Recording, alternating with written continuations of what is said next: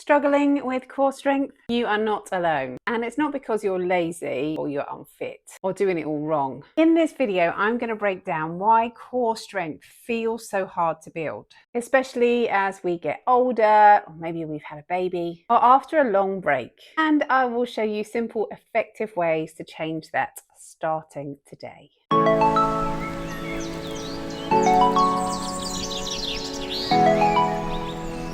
First, let's bust a myth. Core strength is not about crunches.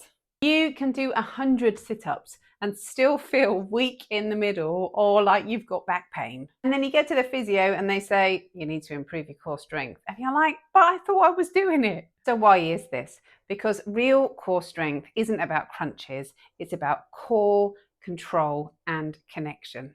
So what even does that mean? It's your deep stabilizers. It's how you breathe. It's how you move. But it's also about what you do during the majority of your daily life. Your posture adapts to what you do on a regular basis. Our bodies are super clever. So if you've just had a baby, you're spending 10 hours a day at a desk, or you've recently had surgery or been ill and spent a lot of time in recovery, your core might just be switched off rather than weak. It kind of doesn't know what it needs to do. Your core is about way more than your six-pack. There's your transversus abdominis, your pelvic floor, your diaphragm, your spinal stabilizers, also your back muscles, your glutes. I'm sure you've heard about some of these terms before. This isn't going to be a science and anatomy lecture, but I will help you explain how to get them all working together. So why might you be struggling? And this isn't just theory, these are things that I see all the time in my classes. So number one, you might be breathing up here into your shoulders rather than down here into your ribs. Number two, it's possible that your core abdominals aren't working in coordination with your pelvic floor and diaphragm. Number three, you've skipped all that foundational work, the deep work, and you've gone straight on to the kind of hardcore beast abs mode. Four, you're holding tension in your neck, your jaw, your shoulders. So all my grinders and clenchers out there, this could be you. We brace up in the shoulders. And number five, you're bracing instead of engaging and controlling those tummy muscles. And this is really evident if you're someone that likes to hold their breath rather than work with your breath. Does any of this sound familiar? Don't worry, let me show you what to try instead. Let's start by getting our core connected to our breath. For this, we are going to lie down on the floor.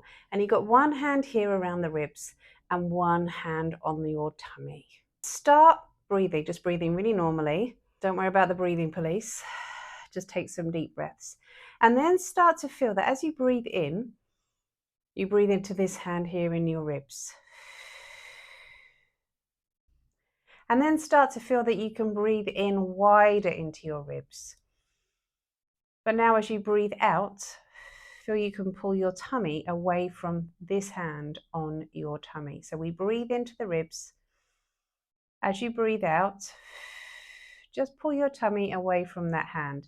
Another nice way to describe this is like you're drawing your tummy away from the waistband of your trousers. And then as you do it, feel that as you breathe out, you draw the tummy down and you lift through the pelvic floor. And in the first instance, this will be really conscious. You've got to think about it. But gradually with time and with practice, this becomes much more instinctive. And this is your foundation. Can you feel how it's all on the inside? Now, number two just progresses on from what we've just felt. And you can do this with feet down on the floor or with your knees in this position, your tabletop, if you're more familiar with it. Now, I've just placed this ball between my thighs because it's really good to have a physical cue or a physical reference.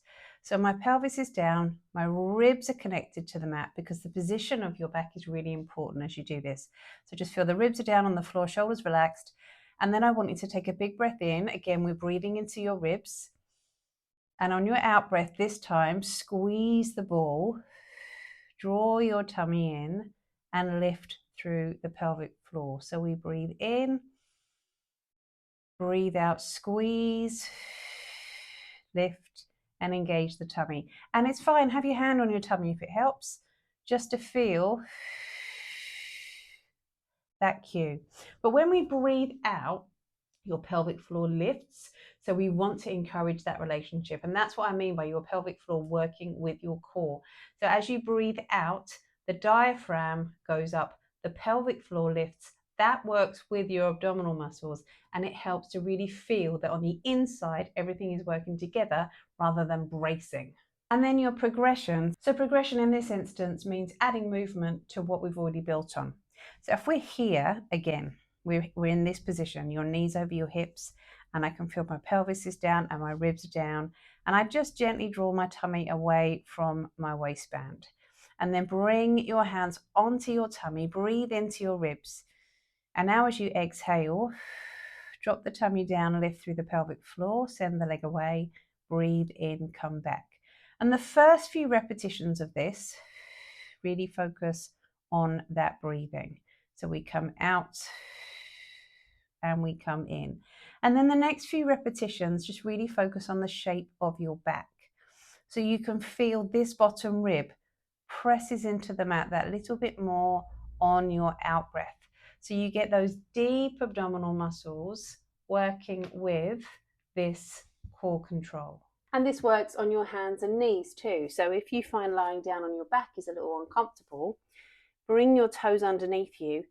And then as you breathe out, hover, draw your tummy up, feel the pelvic floor lifts, come back down, and that progression again, you could use that ball and do the same thing here. So we breathe out, squeeze, and come down. Doesn't have to be a Pilates ball, by the way. You could use a cushion, you could use a tennis ball, you can use a beach ball, anything just to give you that squeeze. Now, you absolutely don't need to blast your abs to build strength. And in fact, as someone who's had 20 years experience in Pilates, and by all means, I'm not the best at it still, because I'm always a work in progress. Coming back to those beginner focuses still feel really, really good because you just take that focus back to your core. What you really need to build that core strength is consistency. So those little exercises done regularly, those smart progressions, some of which I've just shown you, and that connection. So all your bits on the inside are working together. It literally is like the core of the apple. And this is why Pilates is so powerful, especially if it's taught with an awareness of the female body. So you start with breath and awareness. You add gentle resistance, whether that's external like a ball or body weight. You layer in movement, legs, arms, balance, and you stay patient because core strength is a rebuild. It's not a boot camp, and there's no quick fix. If this helped you to understand your core a little bit more, hit the share button and share it with someone who you think would find this really useful. If you want more, I have a full library of Pilates workouts. Some of the links are in the description below, including sessions specifically designed for postnatal, abdominal separation, over 40s, over 60s, those who are struggling with back pain, anyone rebuilding from the inside out. Subscribe and check the link in the description below. You can feel strong again, you just need the right starting point.